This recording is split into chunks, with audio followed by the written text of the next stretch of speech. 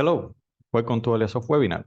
My name is Alejandro Delgado, Technical Director of AleaSoft and Associate Partner of Alea Green, and thank you for joining us today to the webinar with the topic Prosper for the Energy Markets in Europe, Vision of the Future for the Energy Sector. As usual, our speaker today will be Oriol Saltó, Data Analysis and Modeling Director of AleaSoft and Associate Partner of Alea Green, that will analyze the evolution of the European energy markets in order to give you a vision of the future for the energy sector. If you have any questions at any time during the webinar, please use the Q&A menu and we will answer them after the presentation. And now, I hope you enjoyed the webinar. Oriol, please share your slides.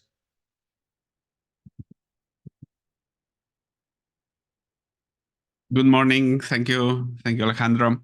Let's start right away. As Alejandro mentioned, today we are going to make the usual review of the energy markets. We will pay a little attention this time to the situation of negative prices and very low prices in the Iberian market. Also, the French market is experiencing very low prices. And afterwards, we will be taking a look at some of the key vectors in the energy transition. We will focus mainly on demand, but we will also talk a little bit about the rest of the important keys in this energy transition. And hopefully this time we will have some time for some questions at the end of the presentation. So let's start right away. As always, I will start with a brief introduction of the AleaSoft, the company, and the services that we provide. Basically, at AleaSoft, we provide forecasting services for the energy sector. We cover a lot of markets all around the globe. Mainly in Europe is where we started. We cover all the energy markets in Europe. We also cover some markets in Middle East, in South America, in North America. And we basically have data ready available in a lot of countries all around the world, to make forecasting. Basically, forecasting services, modeling services for the energy markets, analysis. So basically anything related to data and energy market. Sometimes we say that it's better to say what we cannot do than to say everything that we can do. Our methodology, our forecasting methodology is a methodology that we developed ourselves specifically for forecasting in the energy sectors.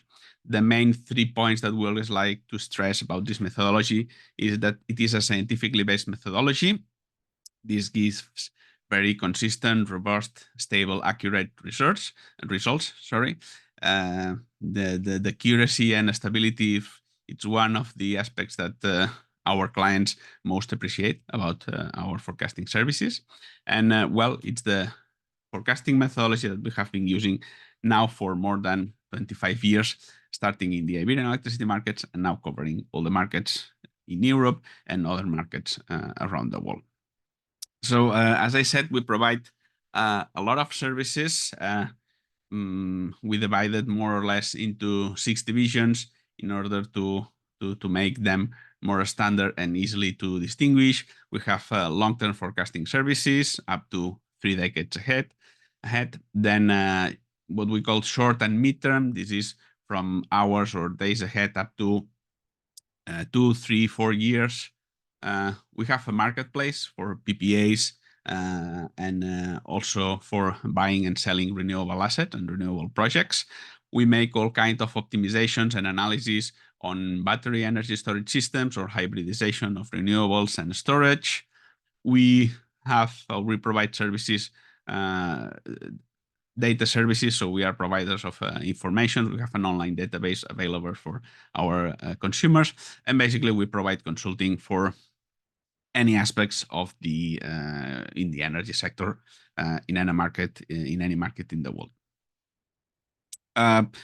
As we have this wide range of services, as our clients have basically any player playing any role in the energy sector. We have producers of energy, consumers, operators of distribution networks or transmission networks, retailers, utilities, sponsors and developers of renewable energy projects, EPCs, investment funds, banks, etc. So basically covering all the needs of all the players in the energy sector.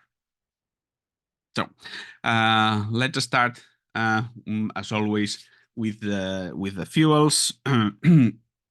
Let's see how the Brent oil has evolved in the last weeks. So in our last webinars, it was 4 weeks ago, we basically saw how the oil price was scaling rapidly. They already reached at that time the $90 per barrel. We basically said that there was really basically even some analysts were forecasting $100 per barrel by the end of the year. So we were basically saying prices will stay more or less around $90, or even it's a higher probability of prices going up than going down. So basically, as always, the market behaves or does not behave clearly as expected. So prices went down again, right back to they went down to $83. Now they are at 84 more or less. So basically they are back at this previous level. So basically the market reacted quite calmly and quietly to the tensions in the Middle East. So basically the fears that we had 4 weeks ago that the war situation could rapidly escalate basically decreased rapidly. So basically, as the supply was not seen in danger, basically market relaxed and prices went down. Still, most of the risk is upside. So probably by next month, prices will be more or less, we expect them to be within this range. So quite easily prices can go up again to $90. It's difficult to see them below $80. So basically they will stay in this range. Difficult to see exactly on which direction they will be in the following weeks and following months.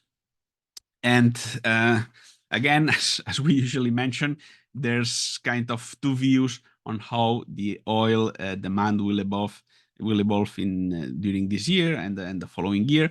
And here you can clearly see the two visions of this oil market demand.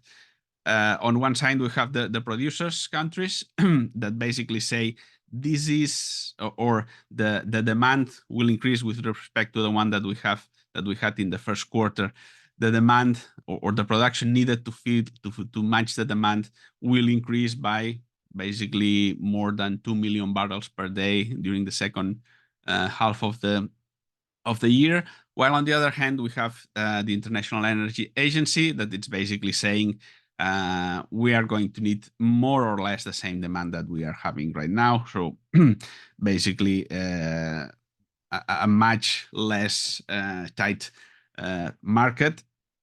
And this is basically showing us the two paths that the price can follow: more demand, prices going up; less demand, or basically the same demand, prices staying quite at the same level. So as always, two very different views on how the oil demand is going to evolve during this year and also in the next years. In the gas market, prices, so basically we found that by the beginning of the year, prices reached this, it looks like a new equilibrium level around 25 euros per megawatt hour, between 20 and 30. Right now they are prices they seem more comfortable around this 30 euros megawatt hour mark. Basically some even we have very high storage levels. So basically we are facing a relatively quiet refilling season until the beginning of the next winter. there's been some restrictions, some constraints in the in the supply coming from Norway, coming from also from the US, that is the main provider for Europe LNG right now. So basically, also the tensions in the Middle East, where some of the producers countries are involved in all these tensions, basically put some risk in the market, let's say, and prices now seem to be a little bit more comfortable around the 30 euros megawatt hour than the usual 25 that we saw for the previous weeks. And looking at the demand, basically, remember we were coming from very low, a very large decrease in the demand during the gas prices crisis during 2022 and 2023. Right now, looking at the last quarters or the last 2-3 quarters, we see an important increase although the overall variation in the gas demand is negative. So in the first quarter, we had year on year less demand that in the previous the same quarter of the previous year. We see an important increase in the demand, the gas demand for industry, but basically the overall demand is the overall variation is negative because due to the relatively mild weather, we had less consumption from the residential and commercial sectors, and also the increase in renewable energy production for electricity. So less gas has been used in the power sector, in the electricity sector. But basically, in the industry we are seeing a clear trend. Obviously, we are coming from very low values, but we are seeing that industry, at least from the point of view of the gas demand, is starting to recover, and this is a very good sign, because as we will see afterwards, demand, the increase in the demand, in the energy demand, in the electricity demand, is going to be a key factors in this energy transition. And having the industry starting to recover from the last crisis, it's a very good sign. And looking at the storage level, right now we are 65% full. So basically we are just at the beginning, or mainly at the beginning of the refilling season, and we are already more than half full. We are even better than last year. We are not in historical records, but we are better than last year. And last year we ended up basically with full storage at the beginning of the heating season. So basically we are expecting a relatively quiet refill season. This should, or at least this should point to having relatively stable and with not high prices in the gas market. But as you see, any bad news or any perceived risk on the supply, prices can easily go up, but we don't expect them to be to go back to the level that we had in 2023, or even less in 2024.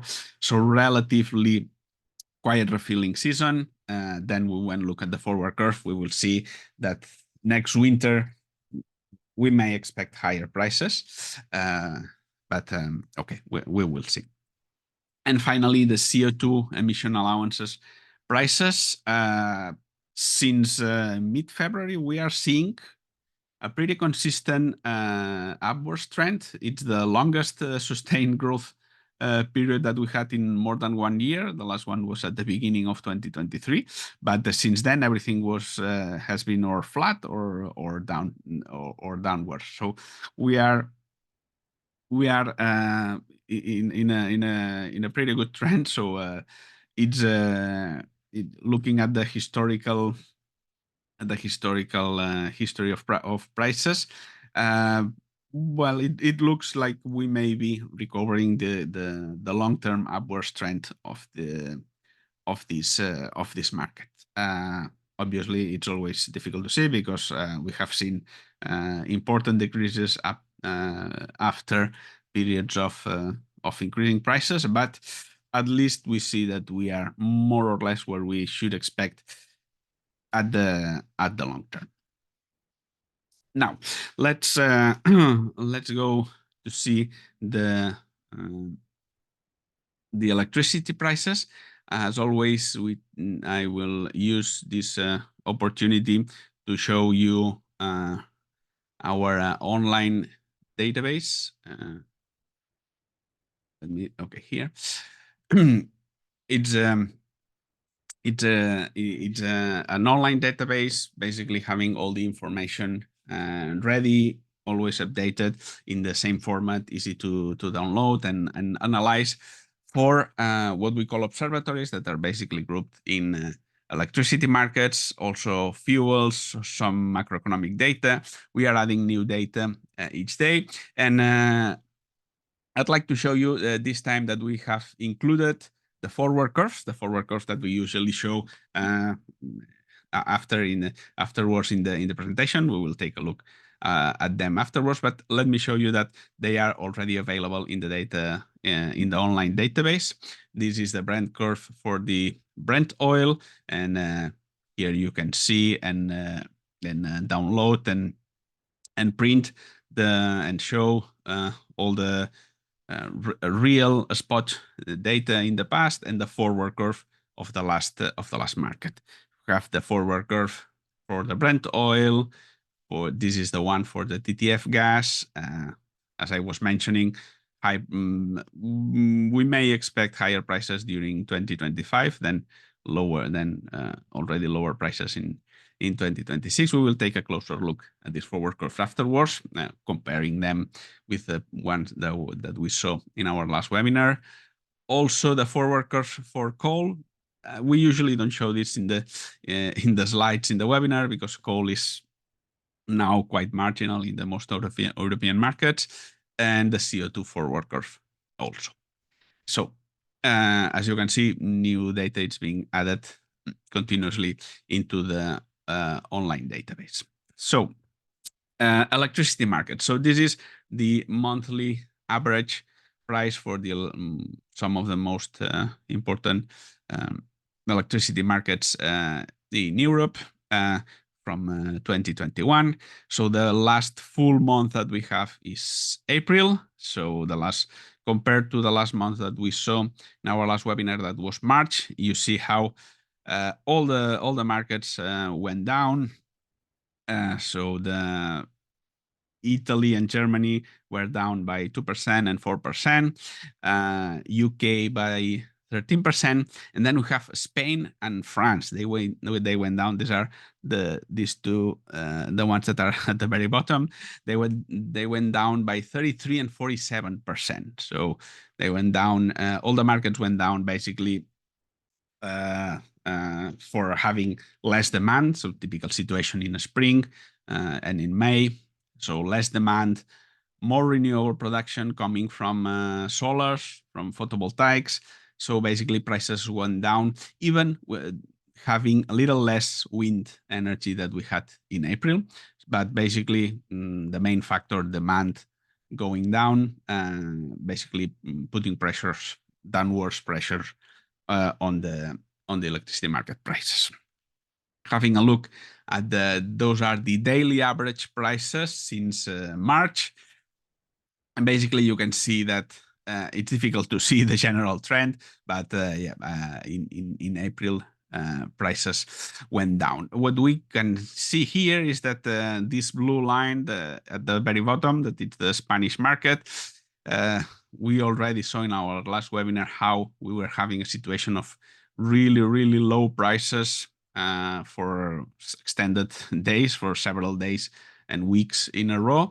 The situation since the last week of April improved a little bit. You can see already higher prices for Spain. So we can see, if we take a look at the at the hourly prices in the Spanish market, you can see this is since April. So we already saw in our last webinar that we were having a situation with a lot of hours with prices of €0 or even negative prices, although negative prices were mostly basically €1 below zero or even less. But the situation was quite worrying for mainly for producers, for solar producers and the rest of the producers, because we were having basically low prices most of the time. Well, the situation has improved a little bit. It's we are having average prices right now between 20, 40, 50, even 60 euros megawatt hour. Solar prices are also are still low in most of the days, but we are already having days with solar prices during the solar hours above 40 euros megawatt hour. So the situation has improved a little bit. Basically, although we have less demand, having less wind energy, it's helping not to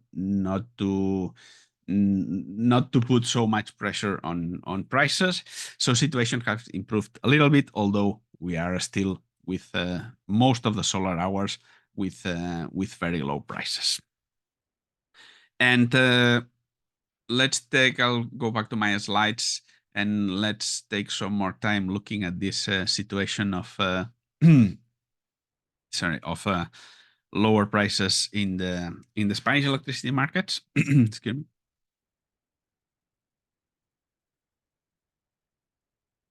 So basically, this situation started by the end of February. Those are the monthly average prices for February, March, and April. The average market price is in blue. So in March went down to 20 euros megawatt hour. It's still quite a good. So for producing energy, it's right on the limit of being kind of worrying.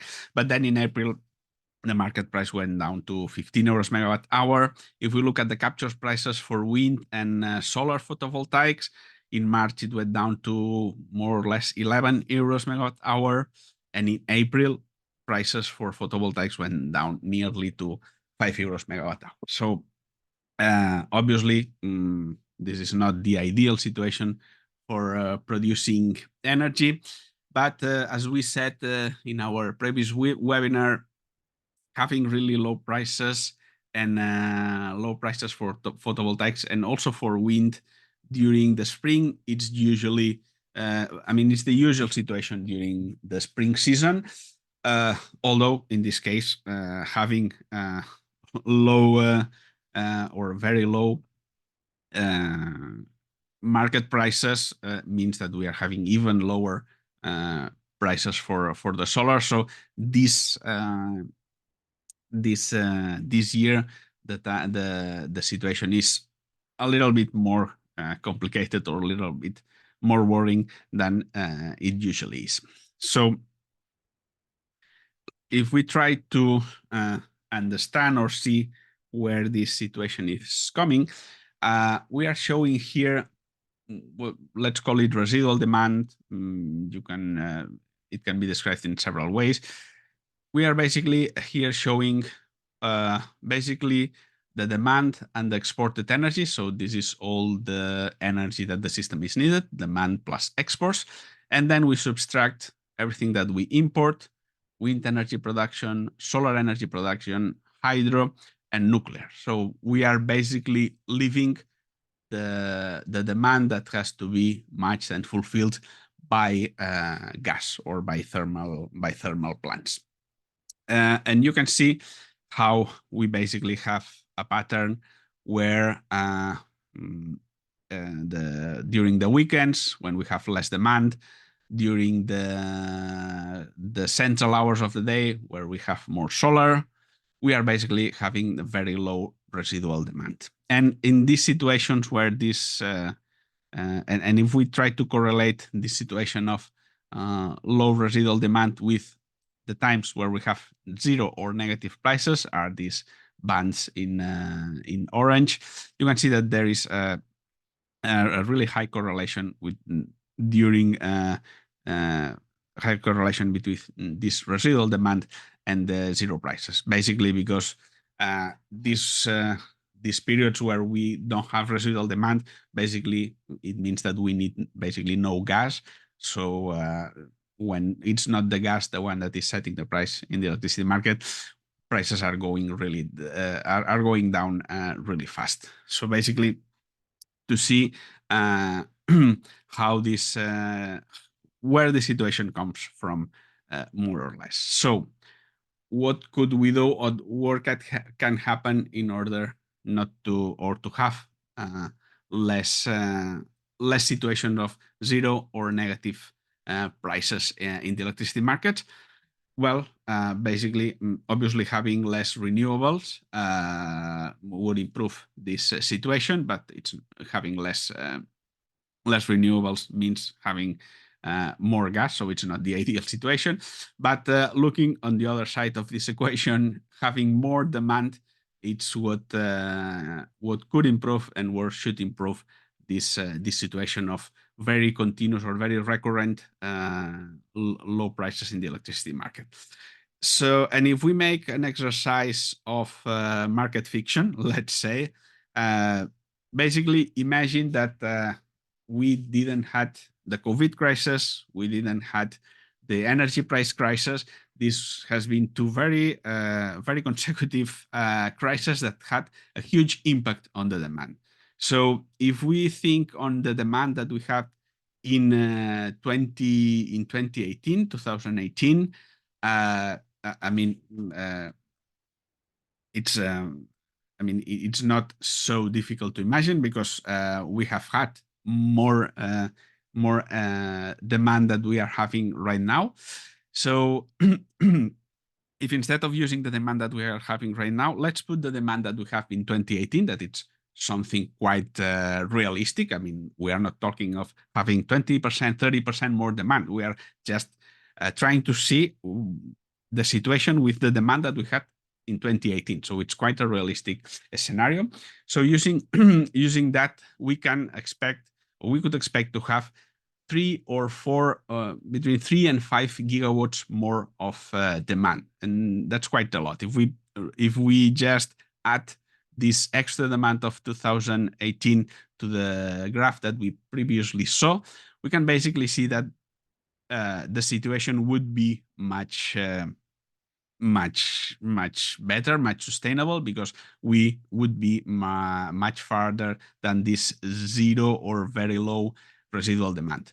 Obviously, this is market fiction, because with more demand, probably we would have more nuclear, because nuclears are right now not producing at 100%. Probably we would have less exports, because we would have more higher prices. We would have maybe more imports.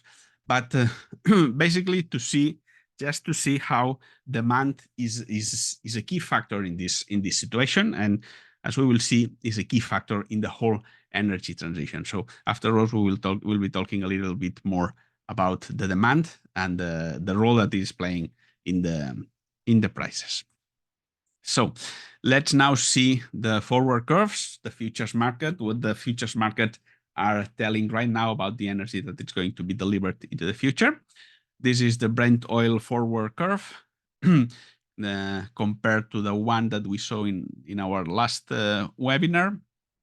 And basically a little decrease in the short term, following the decrease that we saw in the spot prices, but with basically no changes at the long term. The situation for the gas forward curve, basically we see an important increase in the short term, so the remaining of this year and next year. And this, as we will see, this puts the prices for next year probably at a higher level than the ones that we are seeing right now. Then basically smaller changes in the rest of the curve. So let's try to understand a little bit this shape. So why we are going to have higher prices next year, and then prices will basically go down to that equilibrium price that we located more or less around 25 euros megawatt hour. So basically these are the factors in this from supply and demand at the short term meaning this year, next year, and at the longer term. So basically The increase that we saw on the prices, as we mentioned, and basically, why are we going to have, or we expect to have higher prices? Basically, because demand is increasing, as we saw, industry is recovering.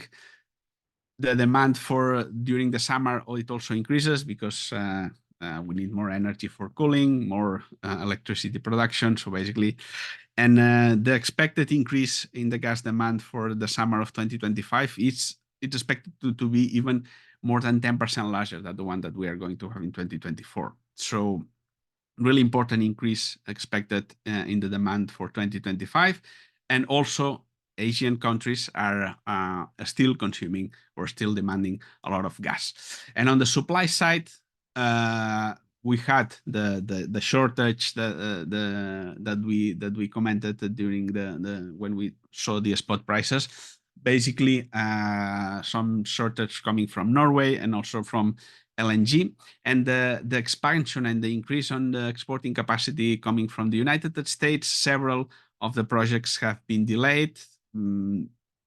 So basically, they have been delayed from 2025 to 2026. So 2025 could be we would have probably we will have less supply from United States than what we expected. Also, new facilities in Russia are not expected to operate at full capacity. And then other exporting countries like Australia, Egypt, and Indonesia, some of them are producing less than expected. Others are exporting less than expected because the domestic demand is increasing a lot in Egypt, mainly due to the heat waves that they are having in the summer. So basically, a tighter situation from the supply side for 2025, while the demand is going to increase. This means higher prices for next year.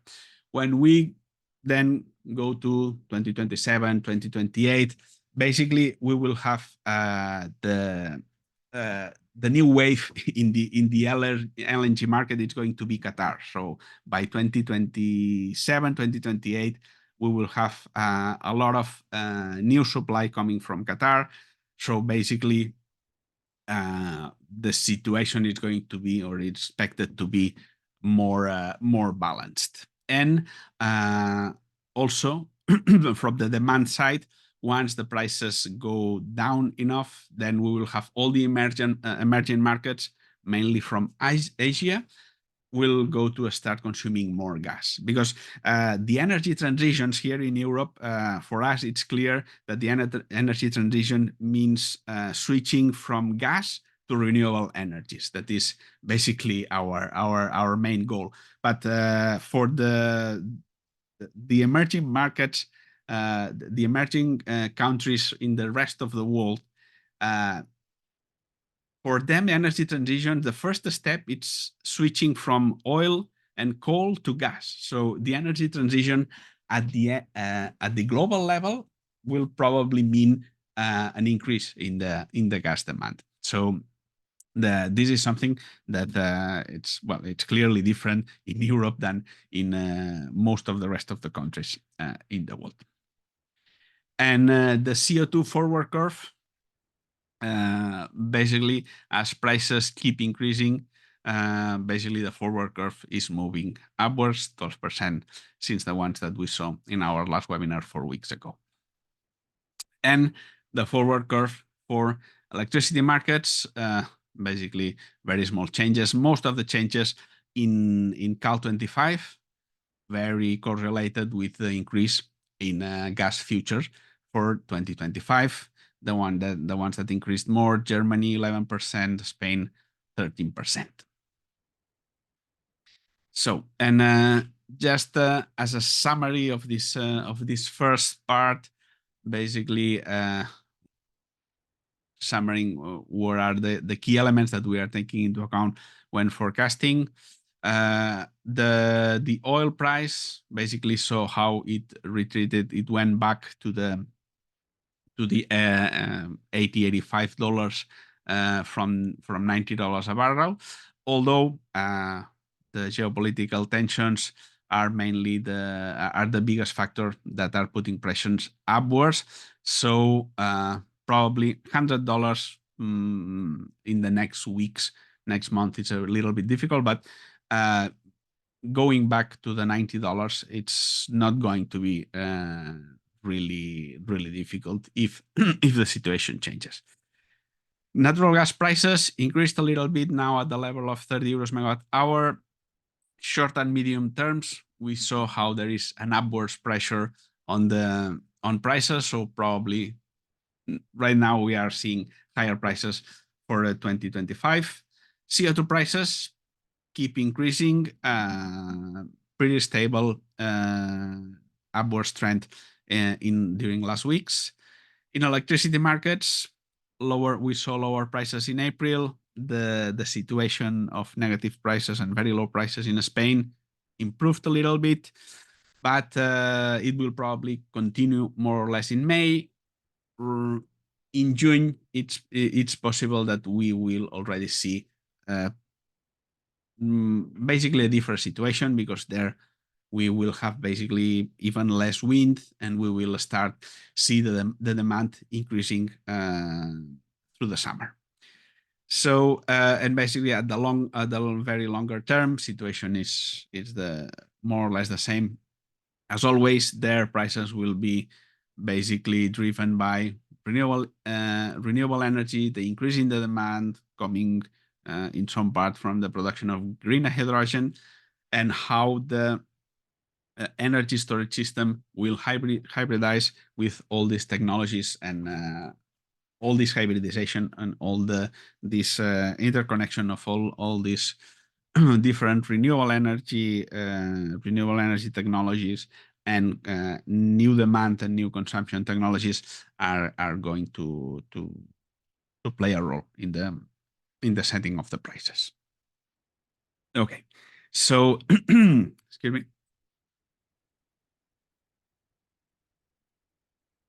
So for the second part of this webinar, as I mentioned, we are going to see some of the key factors that we see in these energy transitions. We will focus a little bit more on demand, but basically we have identified more than 15 vectors or key factors in these energy transitions. We have published about them in the past. You can find this in the news section in our website.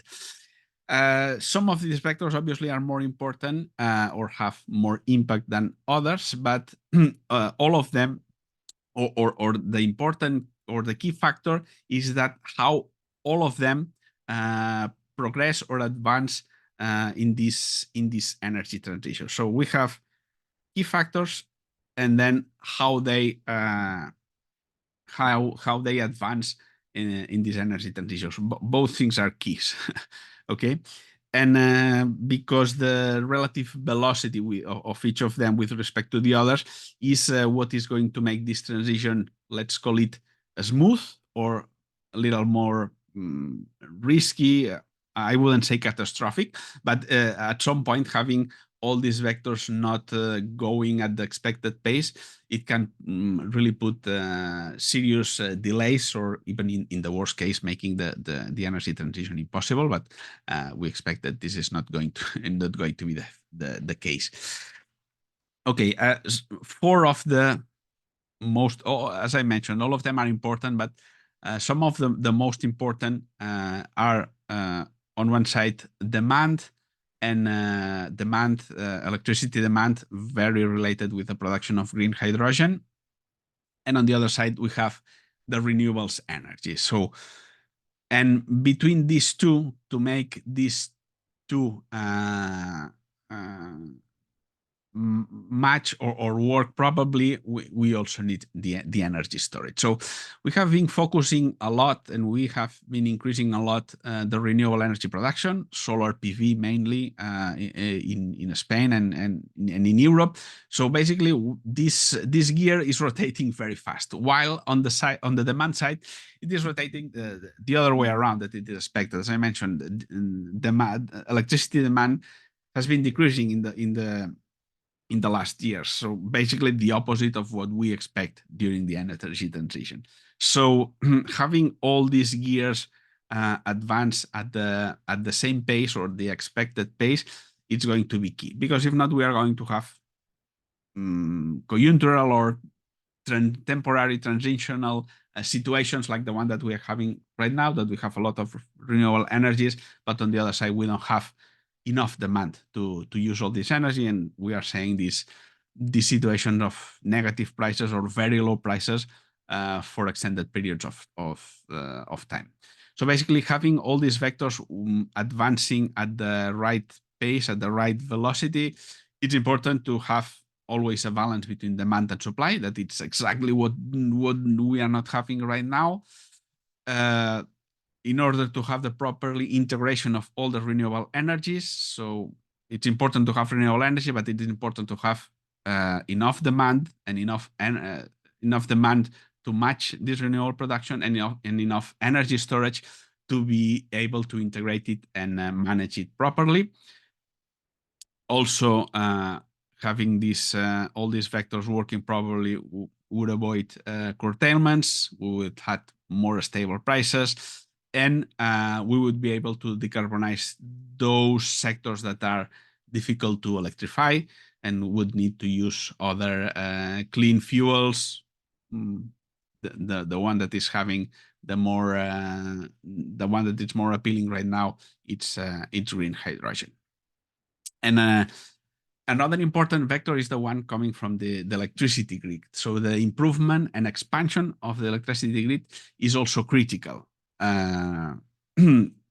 When talking about the electricity grid, we mean transition grids, distribution grids, and also very important international interconnections. Why?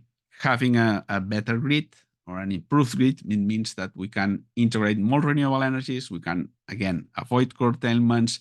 We would have a really integrated or really single European energy markets, and we would have more stable prices. We are mentioning this key factor of the electricity grid because in the Spanish version of the webinar that we are having at 12 o'clock, we will have an invited speaker, Luis Atienza, who was Ministry of the Spanish government and also was president of Red Eléctrica, the TSO in Spain. So we will be talking about the future of the energy sector, and obviously one of the things that he is expert and he knows a lot about it's the electricity grids, its management and its improvement. So focusing a little bit on the demand. Basically, decarbonizing means making all the energy that we are using right now, making it renewable. Usually when talking about energy transition, we think about electricity and how we are going to produce all this electricity from renewable sources. But we are not talking only about electricity. We are talking about energy. And if we look at the total energy supply that we are consuming in the European Union, the one that is coming from renewables is really a small piece, something like 20%. Then we have nuclear, and then we have 60% of it coming from fossil fuels, mainly oil, gas, and coal. Coal, it's the one that is decreasing. Oil is also decreasing, but still basically 30% of what the total energy that we are consuming. And decarbonizing means replacing all this energy coming from fossil fuels with renewables or non-emitting technologies. So just looking at this chart, you can see how much the renewable energy must increase in order to replace all this. So we are basically talking 3 times. We need 3 times more renewable energies than the ones that we are having right now to replace all the fossil fuels that we are consuming right now. So when we are saying, okay, maybe the situation that we are having right now with very low prices, it's due that we have too much renewable energies. Okay, don't think just about electricity, think about all the energy that we have to replace.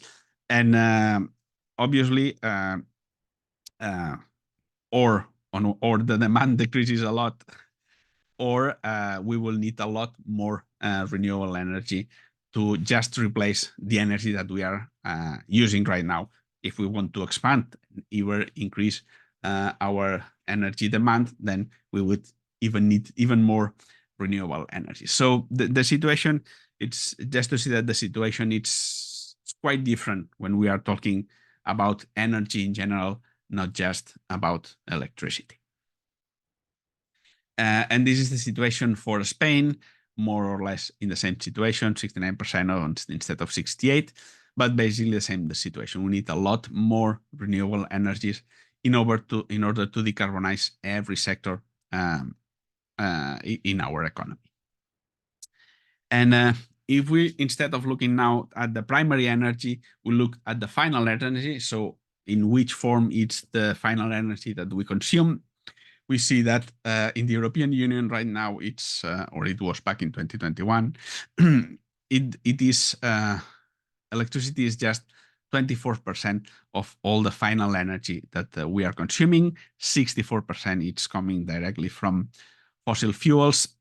And when we usually think about decarbonization, obviously electrification it's one of the easiest ways. So if we are able to produce all the energy, if we are able to produce all the electricity using renewable energies, then if we use this electricity to replace all the energy that we are using from fossil fuels, for instance, the gasoline and diesel that we are using for transportation, if we use electric vehicles, all the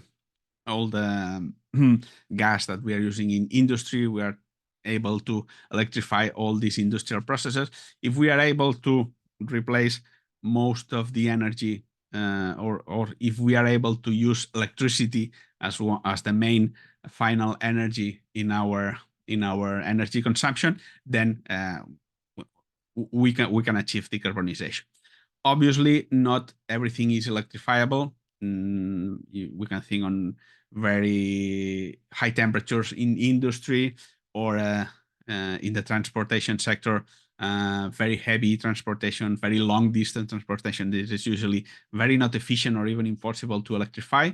Then we would need alternative clean fuels, green fuels that are not going to emit greenhouse gases during its production or even during its consumption.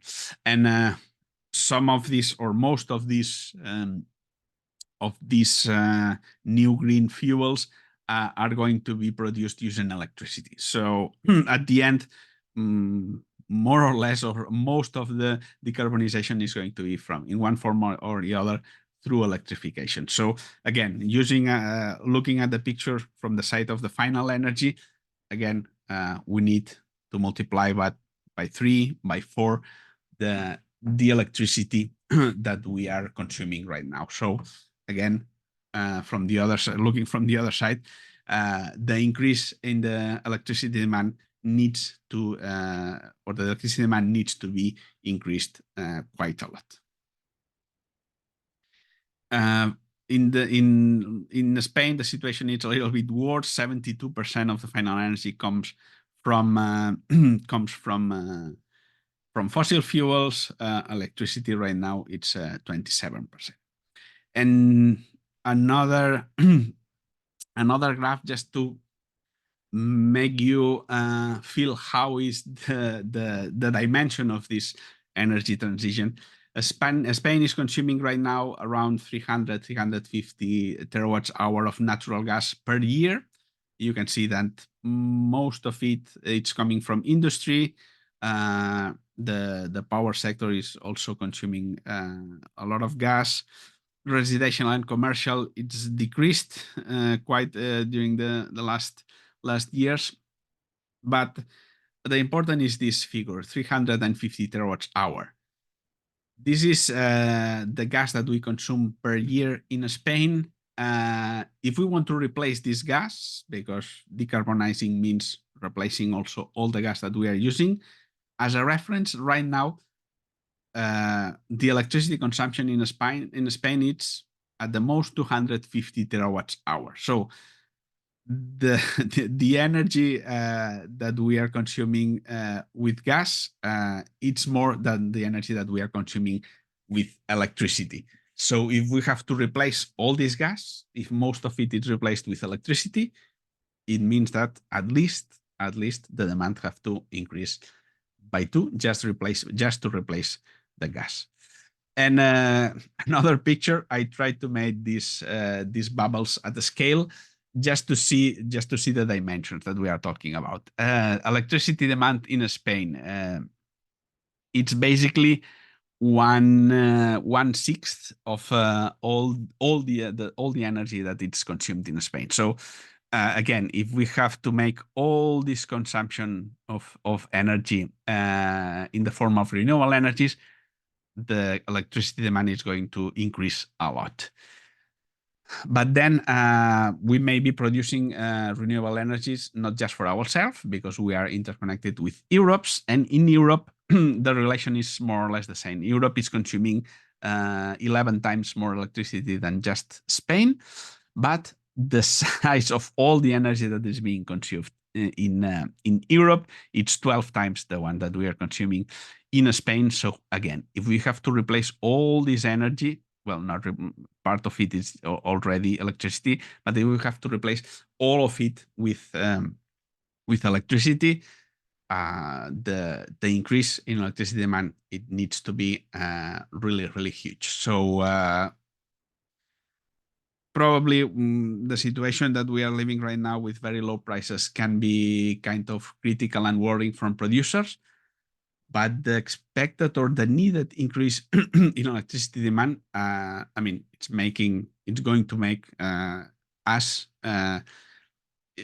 we will need even more renewables than the ones that we have now. So renewable energy is increasing very fast. Now we need to demand to start increasing at the same pace in order to make this transition enough smooth to make it real at the long term.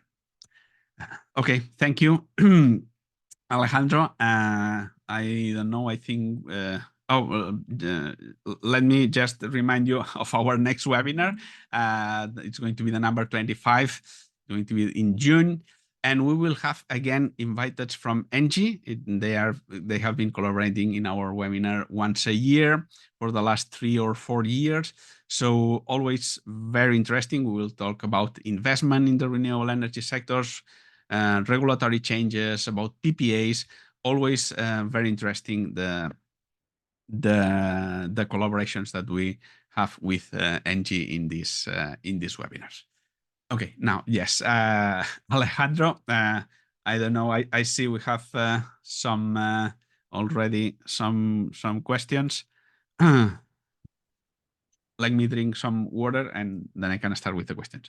Of course, thank you very much for your great presentation, and it's really useful when you have the floor for yourselves. You can expand it on these interesting topics.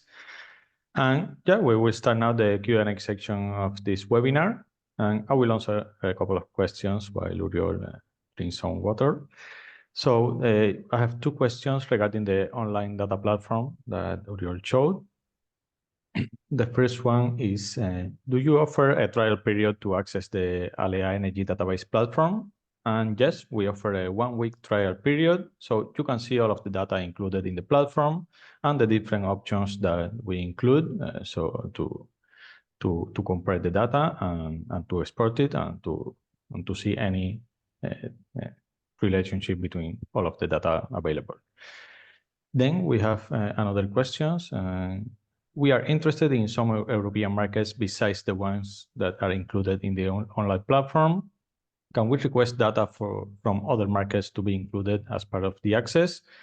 And yes, as Uriol mentioned, we are at all times including new markets or new data for the markets already available in the platform. And once you purchase the access to the platform, we can analyze the availability of the data you are requesting and we can include it if it is available as part of the access. So, Uriol, I see that you have already selected some questions. Yes, I think we'll have time to answer, most of them, if not. Okay. What do you think are the key drivers of the carbon prices recovery in the current context? Okay, carbon emission allowances market, it's really complicated because it's a new or relatively new, I mean, it's not a historical market, relatively new market. It was designed to be an incentive to a switch from to less emitting or non-emitting technologies. So basically, the idea is put a cap on the emissions that a country or the whole European Union is able to emit during a year, and then start decreasing this cap every year. So basically, as less allowances are available, prices will increase. And at the long term, and this it's going to be an incentive to switch to non-emitting technologies. The idea is very nice, but it all has been distorted because we were in a financial crisis. So basically, there were too much allowances.